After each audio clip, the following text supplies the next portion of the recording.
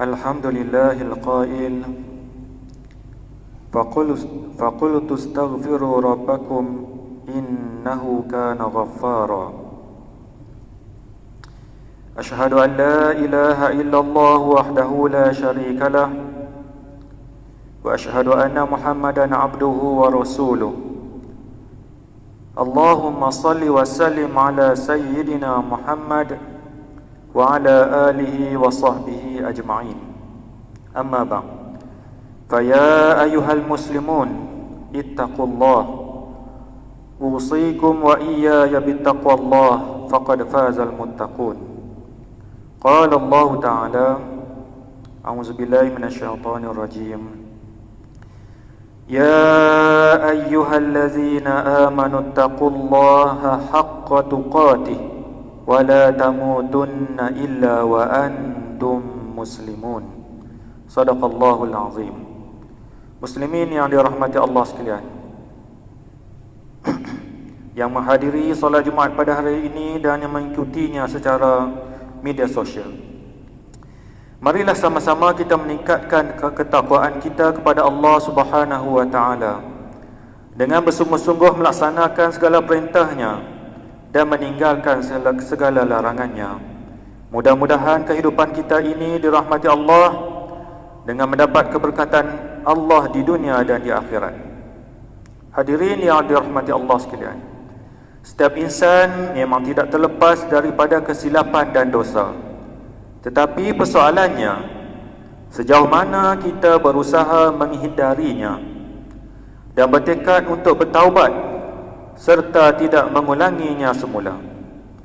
Ada dalam kalangan umat Islam yang bersikap sambil lewa dalam hal ini. Malah ada yang menyedari dosa yang dilakukan tetapi masih menangguhkan hasrat untuk bertaubat dengan memberikan berbagai alasan, sedangkan dosa maksiat yang dilakukan itu tidak akan memberi apa-apa ketenangan yang hakiki di dalam jiwanya.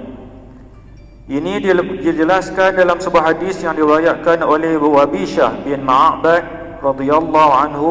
Rasulullah sallallahu alaihi wasallam sabda, Al-birru ma atma'annat ilaihi an-nafs wa atma'anna ilaihi al-qalb wal ithmu ma haka fi an-nafsi wa taraddada fi as-sadri wa in aftaka an-nas. Kebaikan adalah apa yang mententeramkan jiwa dan hati. Dosa adalah apa yang meresahkan jiwa dan meragukan hati, meskipun orang memberi fatwa membenarkan perbuatanmu. Hadis tadi mengingatkan kita bahawa maksiat atau dosa yang dilakukan jika tidak dibasuh dengan taubat akan meninggalkan kesan ketidaktenangnya di dalam hati. Bahkan akan menyebabkan hati dipenuhi dengan titik-titik hitam sekiranya tidak segera bertaubat dan beristighfar kepada Allah SWT. Inilah bencana besar yang akan menimpa dirinya, sehingga jika seluruh hati diselaputi karat dosa kerana pada waktu itu hati tidak lagi menerima limpahan nur daripada Allah SWT. Dalam satu hadis daripada Abu Hurairah radhiyallahu anhu,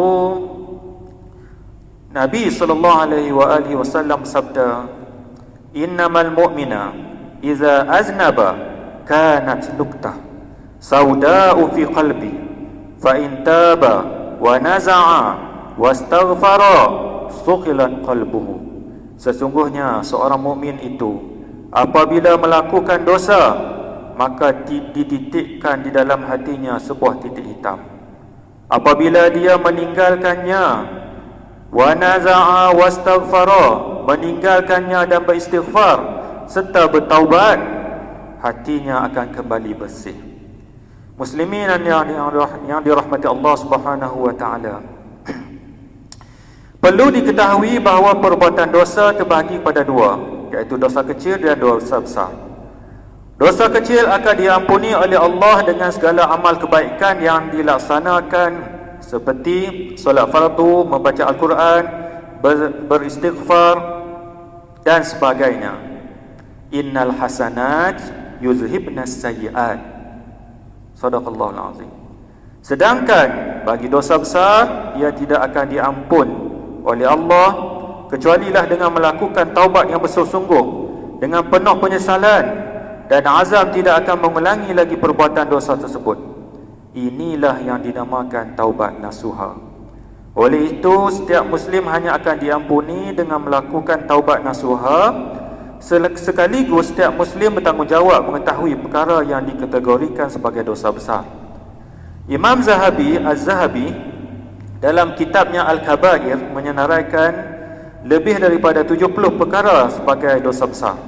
Justru tiada istilah kita melakukan maksiat dengan alasan tidak tahu.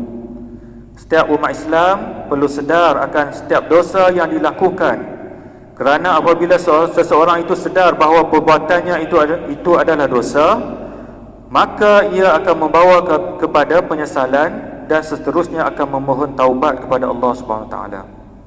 Ini kerana taubat adalah satu peluang yang sangat luas dikurniakan oleh Allah kepada orang-orang yang beriman, dan menjadi kewajipan kepada setiap Muslim mengambil kesempatan ini. Qala Allah Ta'ala, wa tubu ila Allahi jami'a ayyuhal mu'minuna la'allakum tuflihun. Wa tubu ila Allahi jami'an ayyuhal mu'minuna la'allakum tuflihun. Dan bertaubatlah kamu sekalian kepada Allah, wahai orang-orang yang beriman, supaya kamu berjaya. Berkaitan ayat ini, Imam Ibn Katsir dalam tafsirnya menyatakan bahawa antara kejayaan dan kemenangan yang sebenar seseorang itu ialah dengan melaksanakan perintah Allah dan Rasulnya serta meninggalkan larangan Allah. Terdapat beberapa kaedah untuk seseorang itu bertaubat. Antaranya, yang pertama, menyesal akan dosa yang telah dilakukan, sebagaimana hadis daripada Abdullah bin Mas'ud radhiyallahu anhuma bahawa Rasulullah sallallahu alaihi wasallam sabda, an-nadamu taubatun. Penyesalan itu merupakan satu taubat. Yang kedua, kita berazam untuk tidak mengulangi lagi akan dosa tersebut. Yang ketiga, meninggalkan semua dosa dan maksiat selama-lamanya seupaya yang mampu.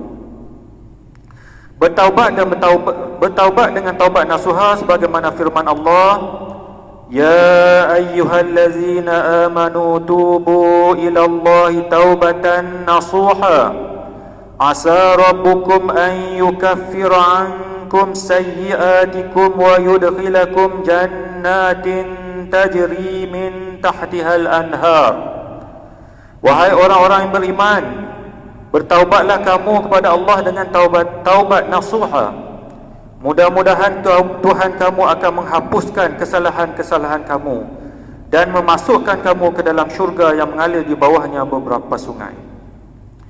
Ayat tersebut merupakan seruan Allah Subhanahu wa taala kepada hamba-hambanya agar kembali bertaubat kepada Allah, dan seterusnya Allah menjanjikan keampunan kepada segala dosa yang pernah dilakukan.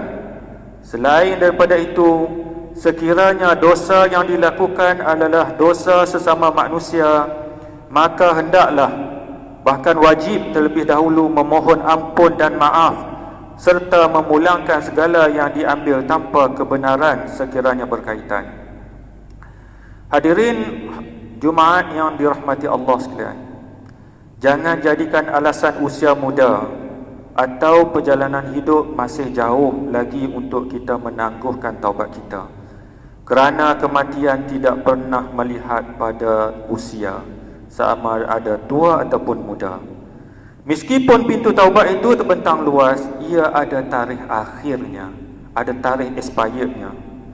Pintu taubat itu akan tertutup pada saat seseorang itu hampir menuju kematian, dan ketika dunia tiba ke detik akhirnya, iaitu hari kiamat.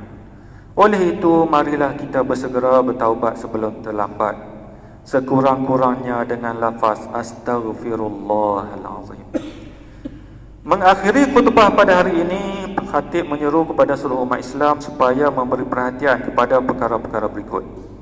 Pertama, umat Islam wajib meyakini bahawa perbuatan dosa akan mengundang kemurkaan Allah Subhanahu wa taala dan menghilangkan keberkatan di dalam hidup. Kedua, umat Islam wajib bertaubat, kembali kepada Allah Subhanahu wa taala tanpa lengah. Tidak ada manusia yang tidak melakukan dosa. Kullu ibni Adam khata'un wa khairu khata'in at-tawwabun. Seluruh Bani Adam, anak Adam itu adalah orang yang bersalah, buat dosa. Dan sebaik-baik orang yang buat dosa itu adalah orang yang kembali kepada Allah SWT. Umat Islam wajib menjauhi dosa dan maksiat serta memperbanyakkan istighfar agar segala bala, wabak dan penyakit, khususnya COVID-19, COVID-19, segera diangkat oleh Allah SWT. Amin ya rabbal alamin. A'udzu billahi minasyaitonir rajim. Qul ya ibadiyallazina asrafu ala anfusihim la taqnatu min rahmatillah. Innallaha la yaghfiruz dzunuba jami'a. Innahu huwal ghafurur rahim. Katakanlah wahai Muhammad, wahai hamba-hambaku yang telah melampaui batas terhadap diri mereka sendiri dengan perbuatan-perbuatan maksiat, jangan kamu berputus asa daripada rahmat Allah. La taqnatu min rahmatillah. Jangan kamu berputus asa daripada rahmat Allah, kerana sesungguhnya Allah mengampunkan segala dosa. Sesungguhnya dialah jua yang maha pengampun lagi maha pengasihani. Barakallahu li wa lakum fil Qur'anil azim, wa nafa'ani wa iyyakum bima fihi minal ayati waz zikril hakim, wa taqabbala minni wa minkum tilawatahu innahu huwas samiul alim. Aqulu qawli hadza wa astaghfirullahal azim li wa lakum wa lisairil muslimin wal muslimat fastaghfiru innahu huwal ghafurur rahim.